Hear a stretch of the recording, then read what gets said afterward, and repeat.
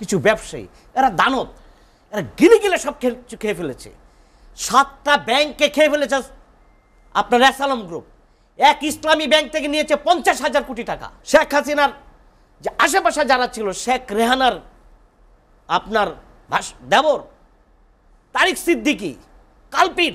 এই যে দেখেন আজকে টিভির হারুন, বিপ্লব, সাবেক পুলিশ প্রধান, সই যে পুরা ঢাকা শহরটাকে একটা পুলিশের সন্ত্রাসী রাষ্ট্রবাহিনী বানিয়েছে, পুলিশকে সন্ত্রাস বাহিনী বানিয়েছে যারা দায়িত্বে ছিল। সিপিডির একটি আলোচনার সবাই বিদ্যুৎ খাতের যে বিশেষ বিধান যে আইনটি আছে সেটি বিলুপ্তি চেয়েছেন, পাশাপাশি কুইক রেন্টালের বিষয়টি ওরা বাতিল চেয়েছেন আলোচকরা। আপনার কি মনে হয় বিদ্যুৎ খাতেও লুটপাটের একটি শীর্ষ অংশে ছিল? ধন্যবাদ। সেই সাথে দুইজন সহ আলোচক সহ যারা শুনছেন সবাইকে শুভেচ্ছা জানাচ্ছি। দেখুন, দুর্নীতি নিয়ে অনেকবার আপনাদের এখানে কথা বলেছি।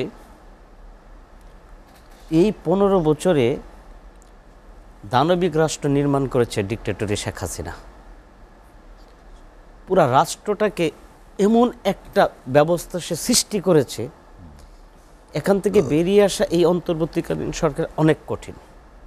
দেখেন, আমাদের এখন ঋণের পরিমাণ হচ্ছে 18,35,000 কোটি টাকা টোটাল। 2009 সালের আগে ছিল আপনার 2,76,000 কোটি টাকা। এই 15 বছরে আমাদের ঋণ হয়েছে 15,50,000 কোটি টাকা। আর দেশ থেকে পাচার হয়েছে আপনার 17,50,000 কোটি, 17 লক্ষ কোটি টাকার উপরে। মানে যেই টাকা আমরা ঋণ করেছি তার থেকে আর দেশ থেকে নিয়ে বিদেশে পাচার করা হয়েছে। দেখেন, শেখ হাসিনা কিছু দানব সৃষ্টি করেছিল, দানব। অ্যাসালম গ্রুপ, সালমান এফ রহমান, পুলিশের কিছু কর্মকর্তা, কিছু ব্যবসায়ী, এরা দানব, এরা গিলে গিলে সব খেয়ে ফেলেছে। 7টা ব্যাংকে খেয়ে ফেলেছে আপনার অ্যাসালম গ্রুপ। এক ইসলামী ব্যাংক থেকে নিয়েছে 50,000 কোটি টাকা। এই সালমান এফ রহমান দরবেশ, এই দরবেশের ব্যাপারে অনেকবার কথা বলেছি। কি সুন্দর লেবাস, আর যাওয়ার সময় দেখেন মানুষ থুতু দিচ্ছে, ডিম পচা নিক্ষেপ করল, পচা ডিম। 35,000 কোটি টাকা নিয়েছে 7টা ব্যাংক থেকে, মানুষের রক্ত চুষে খেয়েছে এরা। এইটা পেরেছে শুধু শেখ হাসিনার আশ্রয়ান প্রশ্রয়ে। আজকে যদি এদেরকে আমরা ধরি, অন্তর্বর্তীকালীন সরকারের কাছে আমার অনুরোধ, এদেরকে ধরেন, ওরা যে দুর্নীতি করেছে সেই টাকা উদ্ধার করেন, এটা সোনার বাংলা হবে। আমরাও সিঙ্গাপুরের মতো হব, আমাদের কোনো রাস্তা কাঁচা থাকবে না, আমাদের ঢাকা শহরের চারপাশে মেট্রো রেল হয়ে যাবে। শেখ হাসিনা যেটা উনি বলল, শেখ হাসিনা এই রূপপুর পারমাণবিক বিদ্যুৎ কেন্দ্র থেকে $5 বিলিয়ন নিয়েছে, যা 50,000 কোটি টাকার উপরে। রূপপুর পারমাণবিক বিদ্যুৎ কেন্দ্র নিয়ে জাতীয় পার্টির চেয়ারম্যান অনেকবার বলেছেন, কলাম লিখেছেন যে এত টাকা একটা পারমাণবিক বিদ্যুৎ কেন্দ্র করতে লাগে না, অনেকবার বলেছেন। দেখেন, $12.6 বিলিয়ন খরচ করা হচ্ছে, সেখান থেকে $5 বিলিয়ন নিয়ে গেছে টিউলিপ সিদ্দিকের সহায়তায়। শেখ হাসিনার যে আশেপাশে যারা ছিল, শেখ রেহানার আপনার দেবর তারিক সিদ্দিকী কালপিট, কালপিটকে ধরতে হবে। এত কিছু ঘটেছে।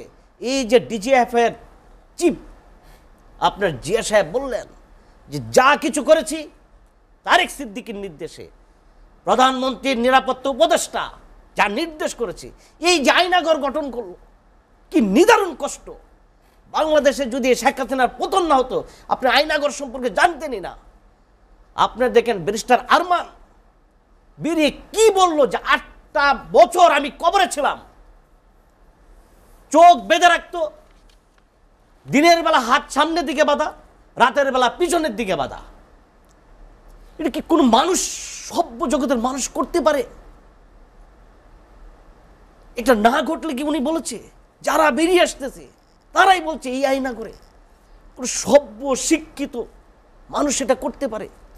এই যে শেখ হাসিনার পতন হয়েছে, শেখ হাসিনা নিজে চিন্তা করেছিল তার পতন হবে। এটা আল্লাহর কুদরত এখানে কাজ করেছে। আপনার আসলে কিছু বিষয় খুবই অমানবিক, যেমন আয়নাঘর তার মধ্যে একটি। যে একটা দেখেন, আমরা কত হত্যা হয়েছে সেগুলি নিয়ে কথা বলি না, কিন্তু যখন এই যে আমাদের সামনে বেরিয়ে আসতেছে এই জিনিসগুলি কত আজকে দেখেন এই যে পুলিশ কিছু পুলিশ বাহিনী আজকে দেখেন পুলিশ জনগণের বন্ধু হয়ে কাজ করবে তা যে সরকার চেঞ্জ হোক তুমি পালাবে কেন আজকে অনেক পুলিশের বড় বড় কর্মকর্তা নিজেরাই গা দিয়েছে তাহলে সে যদি দুর্নীতি না করে থাকে সে যদি মানুষের সাথে খারাপ ব্যবহার না করে থাকে মানুষকে হত্যা না করে থাকে তুমি পালাবে কেন এই যে দেখেন আজকে টিভির হারুন বিপ্লব সাবেক পুলিশ প্রধান সই যে পুরা ঢাকা শহরটাকে একটা পুলিশের সন্ত্রাসী রাষ্ট্রবাহিনী বানিয়েছে পুলিশকে সন্ত্রাস বাহিনী বানিয়েছে যারা দায়িত্বে ছিল 15 জন পুলিশ কর্মকর্তা ঊর্ধ্বতন কর্মকর্তা এখনো পালিয়ে আছে তারা জয়েন করছে না তারা তো জানে কি পরিমাণ এই 15 বছর মানুষের সাথে খারাপ ব্যবহার করেছে বিভিন্ন দলকে নিপীড়ন করেছে এই যে করেছে আপনার তার ভোগান্তি তো পেতে হবে এখান থেকে আমাদের সবাইকে শিক্ষা নিতে হবে